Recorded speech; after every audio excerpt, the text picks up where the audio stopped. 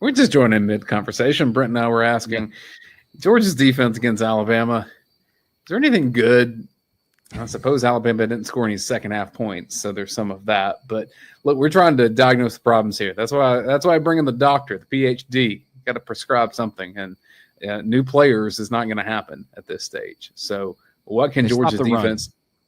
Run. Okay, that was okay. Luckily for Alabama, though, I think it was one of those things where you're like, thank you. Was the defensive coaching staff or the sideline being like, thank you when they decided to run it at certain points in the game? But I also think it helped their team just to run clock and play that game and not give Georgia as many chances to get back into the game. But yeah, outside of that, there was not much resistance in the pass rush or pass game. Especially on third down, and that's where we begin. Third down, this is first drive, first quarter. So there's certain things from a defensive game plan perspective. Obviously, I'm more of an offensive guy, but I look at it as, okay, what's the offense doing and how is it attacking you? And then what maybe you should do. And I watched all of Alabama's games prior to this game. Ty Simpson is not a bad athlete. Like, he's not a statue. He is not Quinn Ewers. He will make plays. And did in the various games leading up to this. And he would probably be dead if he wasn't a good enough athlete based on how they played against Florida State. Why are they doing this two-man bring everybody? So, I mean, it's kind of, it looked like trying to get pressure is the answer. But. Yes, but look how far those guys have to come from. They're not up on the line of scrimmage.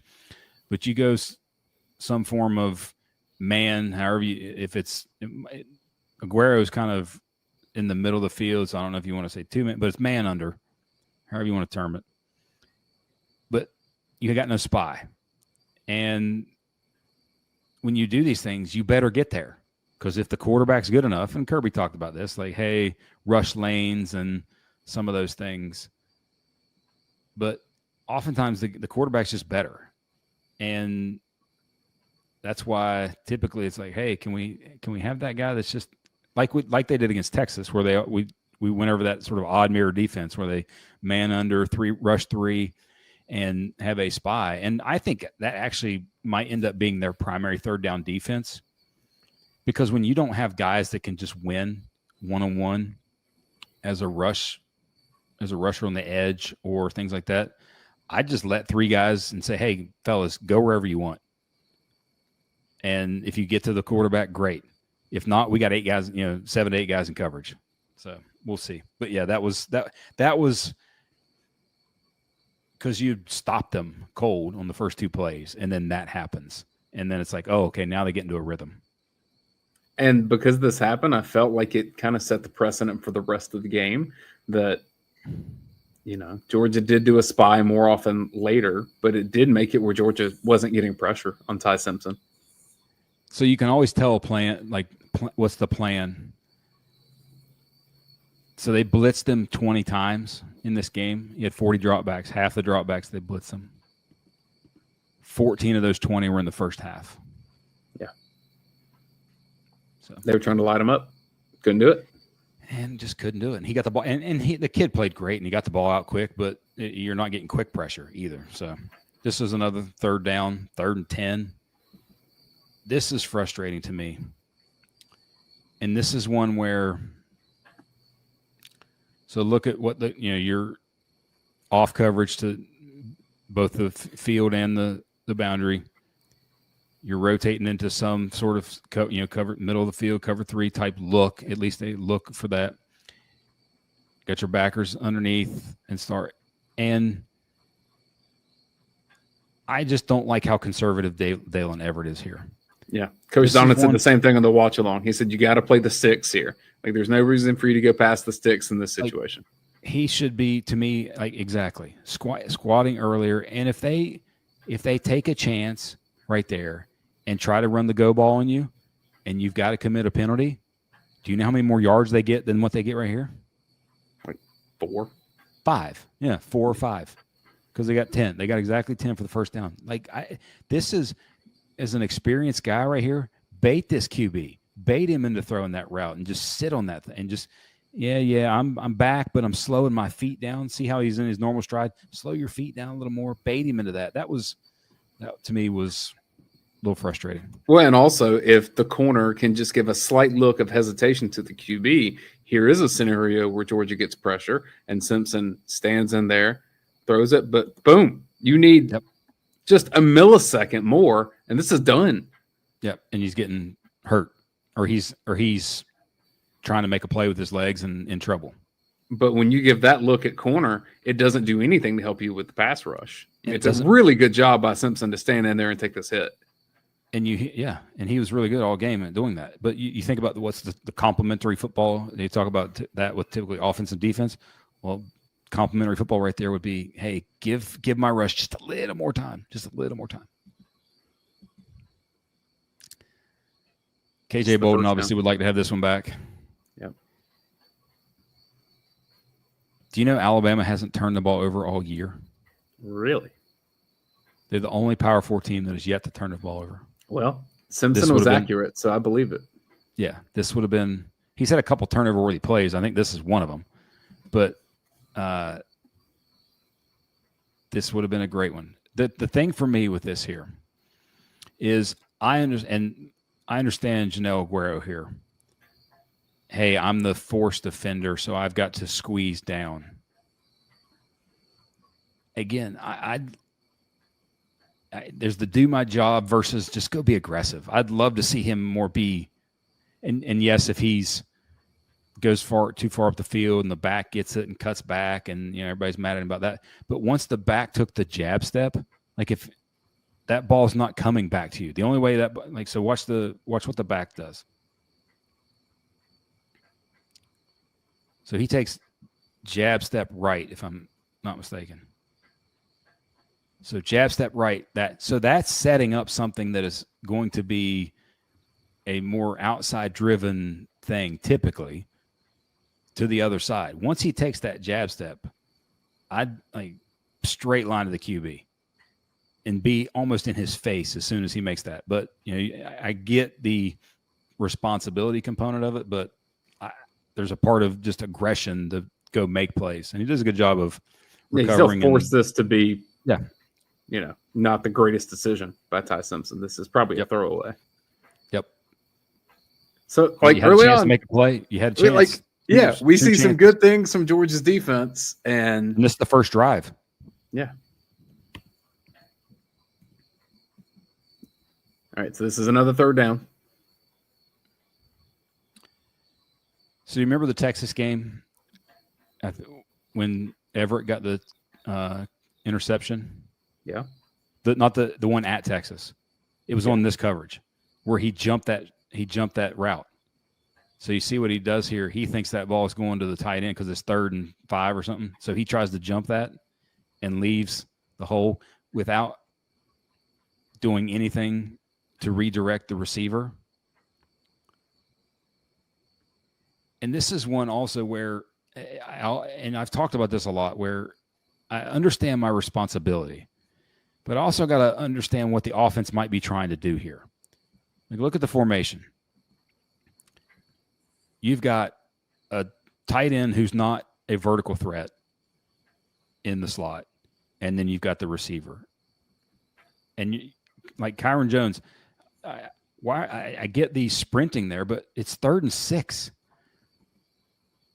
Or the depth there, I understand. Like I said, I understand it, but I'd rather be more aggressive in some of these, especially these third down situations. And the other part of that is coming into the game, Simpson was very much a intermediate thrower, not necessarily a deep ball thrower.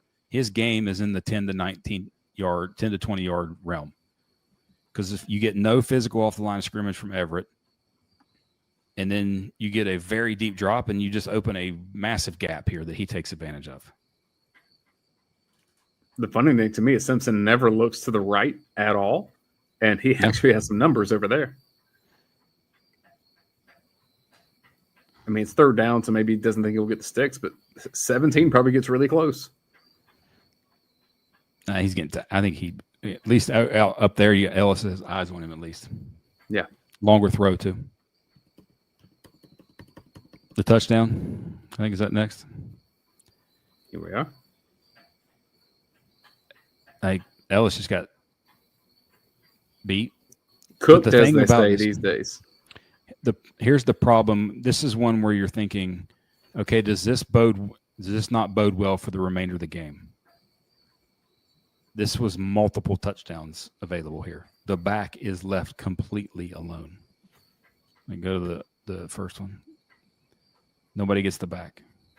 And I think that's Raylan's potentially responsibility. But so it's like, okay, take that touchdown. That's when there's some issues. I thought Ryan Grubb and Kalen DeBoer, fantastic for Alabama. Oh yeah, they.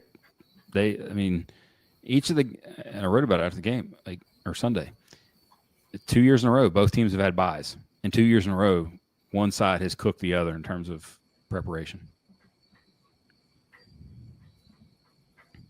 So this is the attempted handoff double pass. Good defense, but also you were asking for something good. Here we are.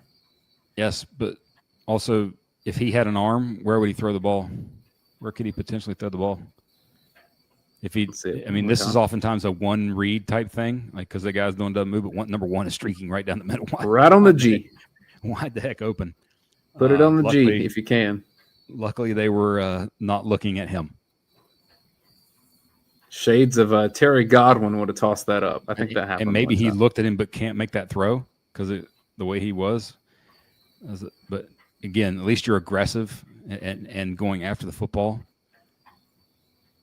Well, and when you play DeBoer, a couple of these gadget plays are coming out. Usually they're not the screens to the offensive lineman, but now we've seen that too. Yeah. That dude's an athlete. Yeah.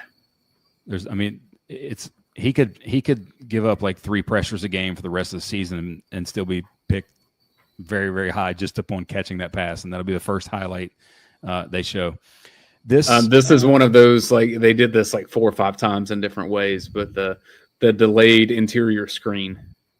And Orlovsky mentioned it at the halftime, and I thought it was actually a very just a great point. He says, I don't know if you heard it, but he said, it's like they know Georgia's calls. And so many times when you do decide to bring pressure in situations, they had a screen. They had something that basically almost was a perfect play call into that. Now, the thing here that, for me, looking at this, all right, let's look at this view. Let's watch Christian Miller here. I think you got to feel this. Feel 71 leaving you right there. And I get you're trying and wanting to get out the quarterback, but that's usually something to me that, and especially if you know that none of your dudes are right there in the middle, like it's 2 on one side, 2 on the other. Maybe you don't know that, I'm not sure, but it'd be nice to see often, because who was it that made the play on the screen later in the game? It was Jordan Hall. Yes. Yeah. So that was one little thing right there. The other thing here is, 72 getting this shoulder block on 30. If somehow 33 can stay on his feet, there's really not much of a throwing lane there. Yeah, hard. Gets a little hip check. So, those are tight windows in there, so I'm being hypercritical, but yeah. Oh yeah. If there's a way to keep your balance there, I couldn't do it, but I don't play ball. So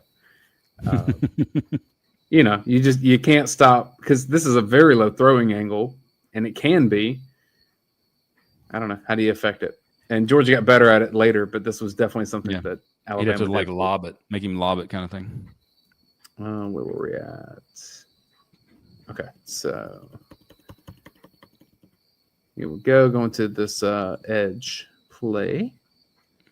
So Alabama's deep in Georgia's territory. This is second quarter early. 3rd down again. Yep, 3rd and 2. And this was not a pass play. This will be a run. And this is the part where I talked about just sort of overall team speed. How often you see like guys that have been here in the past be right there and come off of that and make that play. Like you can Trayvon Walker. You can go down Nolan Smith. Like there's so many. Granted, those guys were great. High draft picks, all the things with that. But even just Jalen Walker, Malik Herring did that. Yeah. Yes, but this is one to me. You just got to make this play, and some of it is go back to where he gets his hands, and he gets a little bit. And this is for me with him. Oftentimes he gets his too straight leg, not enough bend. So it's just hard to be explosive when you don't have great bend. And he's got to re-get his bend to try to get going, and the back just outruns him there. But yeah, that was could have been stop. A lot of those. We've saw them 2 or 3 already. So all right, we get later on in the second quarter. This is another third down. Third down. I saw Brooke Whitmire today. I didn't make comment because I don't know how his stadium performance was, but it was good to see Brooke. He's legendary PEA guy for Georgia. Super nice man.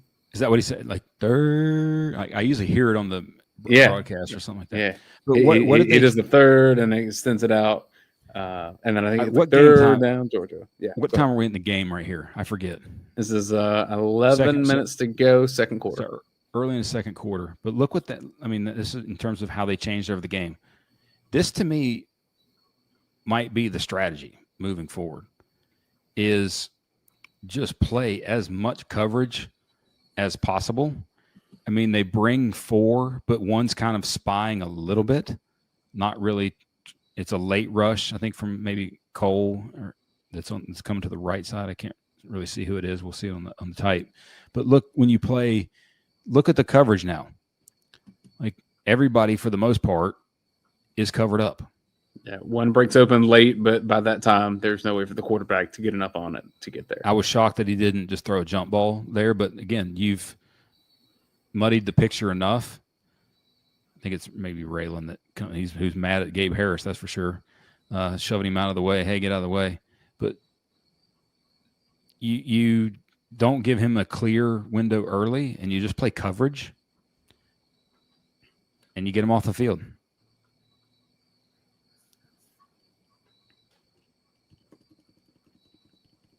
This next one, Brent, you sent me some notes. You have a sad face beside this.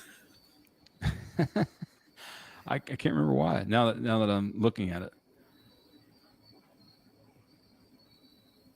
I think it's in reference to CJ Allen here. Okay. All right. It froze up a little bit. Now let me see here. Oh. The reason tackling. This was the one play where tackling was an issue. I don't know how he doesn't recognize this and just go attack it. And I'm talking about CJ Allen 3 in the middle. Again, another screen. Getting after the cube, you don't read it. And it looks like he's staring at it. Like it looks like he sees what's going on and you can see what's there. Go attack it. And he gets attacked.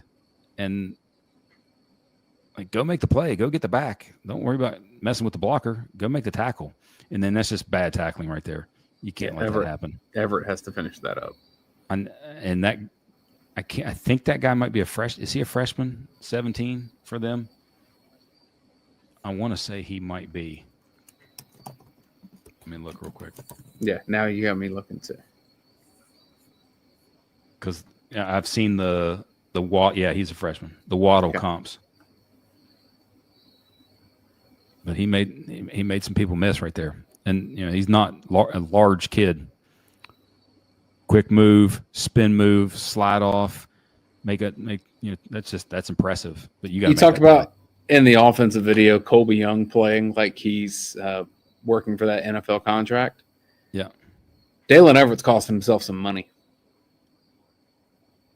I think, because he had all the potential to be first, maybe too lofty, second, third round draft pick, something like that. Yeah. Be a big time contributor early second in the NFL. round type. Yeah. Second round. And There's not a lot of good tape on Dayne Everett so far this season. He's been fine, but I know he was injured to start the year.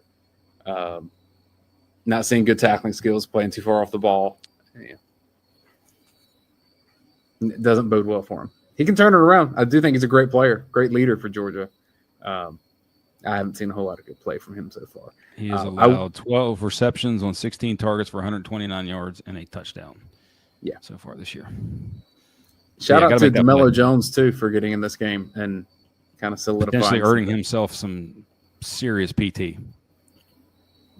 All right, so this is first play of this final quarter here. I don't understand certain things as it relates to this. Oh, I thought you were getting philosophical on something else. I was going to let you go, let you cook. No, just the numbers here. Like, why you driving a parkway and parking a driveway? They're all on the right. And two guys leave one of them alone, or one guy leaves somebody, like, in terms of whoever and accounting for the numbers. Is this just they've outcoached you and got to where they know you don't have enough numbers? Because your corners on the backside, they outnumbered you here, and they did a good job of getting 4 eligibles, and you didn't cover one of them. Because 87 is on the line of scrimmage, so he's not moving. He's covered up. Like, that's just great scheme, and you weren't ready for it. It tends to be if you have more people, you can gain more yards. There's your football analysis, Brent. That's why you have me on the show. Well, hey, hey, get more numbers than the other team has. That's at its most basic level. That is football. Fast breaks in the NBA tend to work. Just saying. Very true. This can't happen if you're Quintavious Johnson here. He's in sort of an off apex look here on the hash. Yeah, you're in your sort of your 3-man front, 2 4 eyes nose, and he sits and waits, and he lets 80 get to him, and that edge just instantaneously is gone. Like, it's better. Look from the other angle where he is, and he's right on the 45-yard line. He's looking, and then sees. Like, you got to see that quick and react and go be fast and physical and go make a play, because you have no QB responsibility. And then finally, empty formation, quick hitch throw. Get caught. Kyron Jones gets caught looking in. He's kind of, you can see his head move in a couple different directions. Meanwhile, the guy's right in front of him, running, crossing his face. So see, look. Okay, I'm going to look back at the QB. I'm going to look out, then I'm going to look back at the QB. Oh, there's my guy, and he's inside me. And again, another third down with a lot of cushion. It's almost like you can see them thinking a little bit in ways that aren't as instinctive as we're used to for some of these Georgia defenders. And maybe that's the youth of it. I mean, maybe that is the youth, but that wasn't great. Third down was bad. 13 of 19. That is what I think I saw Cole Kubelik talk about, something about 30 years or something along the lines in terms of most third downs that Georgia has allowed. It's a lot. All right, so Dr. Rollins, we just diagnosed a lot of problems here for Georgia's defense. It sounds like your solution is rush a little bit less, put more man in coverage, and hope other quarterbacks make mistakes. Well, the interesting thing is the 2 opponents you have coming up that are, more run dominant team. Well, actually, Auburn hasn't been. They've been throwing it way more than they've been running it, even though that they should be more of a running team. They've been holding it in the pocket before throwing it. So, which is not a good idea with their offensive line. So that's one of those ones where if they start throwing it on you, then you're like, oh gosh, that's not Night good. game there could get a little squirrely. The opponent check is interesting, right? Because Kentucky's the worst in the SEC. They've competed a little bit, but different quarterback now with Bowley in there. And then beyond that, you're looking at night game at Auburn. You're looking at, Ole Miss looks terrifying for Ole Miss's offense against Georgia's defense is a terrifying proposition at the moment. Their efficiency right now is really, really good. Yes. Yeah. But in terms of just defensively, it's find what you're good at and do that, or find what you're bad at and don't do it. So if you can't rush the passer without blitzing in ad nauseum or large numbers or things like that, just don't do it. Like, play more coverage, because if you watched what Ole Miss did to LSU, it was the old school play against Mike Leach defense. Rush 3, drop 8, getting all the throwing lanes, and they confused Nussmeier and just consistently got him off the field. Now, they actually won some in those 3-man pressure packages, but one of the things you can do in that is tell those guys to go wherever they want. Like, just go beat the guy. Go beat somebody. Go cause some level of havoc because we got 8 guys behind you. If they break the pocket, well, there's somebody there for them, that kind of stuff. So who knows? They'll be fine. They're going to get better. I think the secondary parts and I think DeMello Jones, maybe if him playing there, playing a little more aggressively with Everett. I mean, I said in the offseason, I thought Daylen Everett might be a better star and Aguero plays safety. Like, I've said that way early in the offseason, potentially to find a way to play, and maybe Ellis and DeMello are your corners in that regard. Who knows? But they're not going to make any mass change like that, I don't think, at this point. But you got to find something, because Alabama did whatever, for the most part, whatever it wanted to in the throw game. When you look at some of the personnel situations for Georgia, who is one of the most ballyhooed persons in people in the offseason? It was Ella Medozi. Not seeing much of him right now. He played 8 snaps against Alabama. I think I saw Kirby said he's something about his speed. Okay. Well, that guy's got speed, I'd play him, because your defense needs some speed. And then at defensive back, I agreed. DeMello Jones, I thought, solidified some things to make that second half where Georgia could attempt that comeback. I'm not fully willing to give up on Ellis Robinson. Here's why. I had a former player tell me that I think some people on this DawgVent are. And so I'm trying to play voice to them. He's the best man cover corner they got, I think. I had a former player tell me, and this was like during the championship era run, that Keely Ringo rarely knew what was going on in terms of like play calls. And he didn't have to as much because he was such an athletic freak that he could recover in most situations. I mean, that was a player just being candid, that like they saw it in practice too.